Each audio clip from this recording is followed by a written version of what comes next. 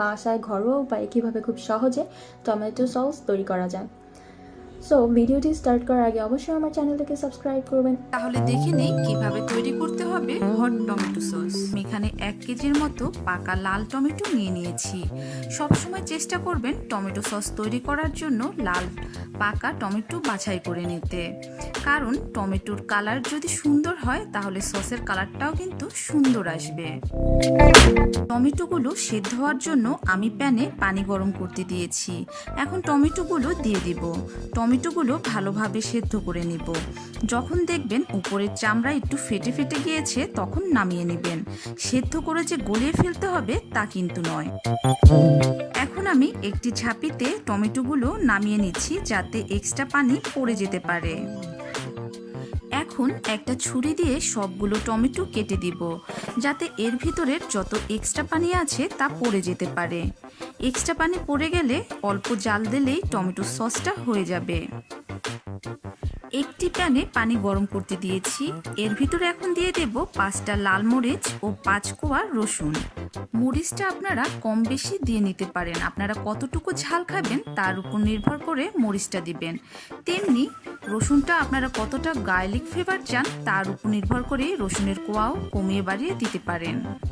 7-8 minute জাল দেওয়ার পরেই দেখবেন রসুন ও মরিচ সেদ্ধ হয়ে যাবে। এখন মরিচ ও রসুন নামিয়ে পানি ঝরিয়ে ঠান্ডা করে নেব।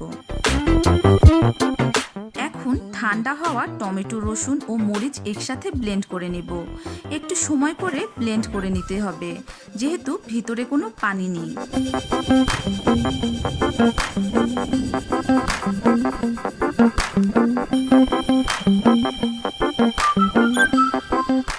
ব্লেন্ড করা হয়ে গিয়েছে।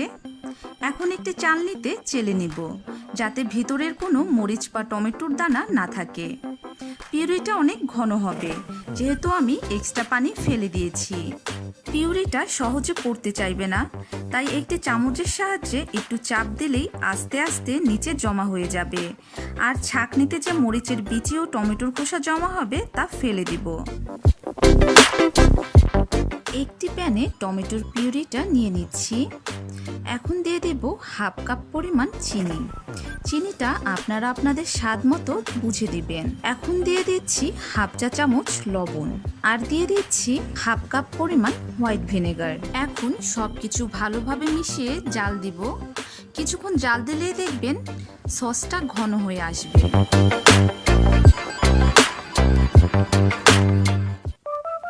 টমেটো সস এবং হট টমেটো সসের মধ্যে পার্থক্য হলো টমেটো সসে মিষ্টির পরিমাণ বেশি থাকে এবং ঝালের পরিমাণ কম থাকে, আর হট টমেটো সসে মিষ্টি এবং ঝালের পরিমাণ সমান থাকে।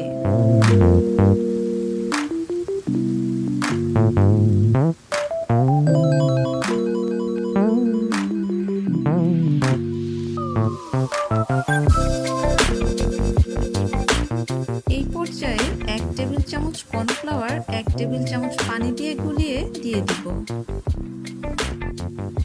কর্নফ্লাওয়ারটা দিলে সসের ভিতরে যে পানি পানি ভাবটা থাকে সেটা আর থাকবে না। টমেটো সসের থিকনেসটা ঠিক আছে কিনা সেটা বোঝার উপায় বলে দিচ্ছি। একটি প্লেটে কয়েক ফোঁটা টমেটো সস দিয়ে প্লেটটা কাত করে ধরতে হবে। যদি দেখেন টমেটো সসটা আস্তে আস্তে এভাবে পড়ছে তবে বুঝতে হবে টমেটো সসটার ঘনত্ব একদম ঠিক আছে। বোঝার আরেকটা উপায় হচ্ছে খুন্তিটা যদি উপরে তুলে ধরেন তাহলে সসটা একবারে পড়ে না যেয়ে আস্তে আস্তে নিচে পড়বে। সসটা একদম হয়ে গিয়েছে, এখন নামিয়ে ঠান্ডা করে নেব। হট টমেটো সসটা পুরোপুরি ঠান্ডা হয়ে গিয়েছে।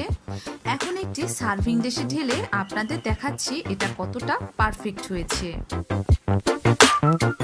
আপনারা যদি হুবহু আমার রেসিপি ফলো করে হট টমেটো সস তৈরি করেন তাহলে আপনাদের সসও হবে একদম পারফেক্ট।